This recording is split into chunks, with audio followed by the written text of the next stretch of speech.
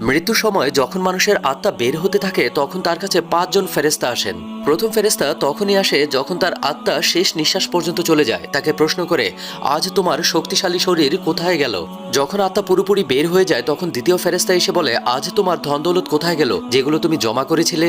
আর যখন জানাজা উঠানো হয় তখন তৃতীয় ফেরেশতা এসে বলে, আজ তুমি এতটা লম্বা সফরে বের হয়েছো যা তুমি এর আগে কখনো করনি। আজ তোমাকে এমন ঘরে শোয়ানো হবে যেখানে নিঃশ্বাস নেয়ারও জায়গা নেই।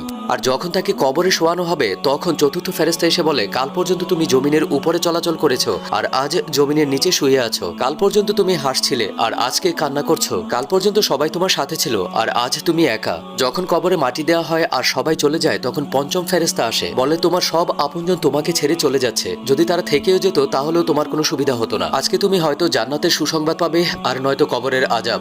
আল্লাহ আমাদের সবাইকে কবরের আযাব থেকে মুক্তি দান করুন। আমিন।